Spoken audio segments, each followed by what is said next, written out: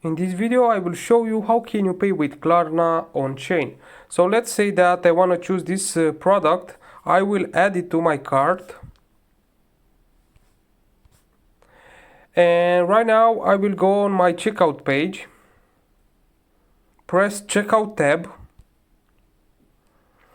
And as you can see here we have multiple options to pay for it. So because Klarna is a Visa card, I will choose credit and debit card method. Add a new card, and here you will need to put or add your Klarna details. Just add it. After that you will need to press confirm, and after that you just need to press place order, and that's it. That's it guys. Hope that this video will help you, and we will see in the next videos.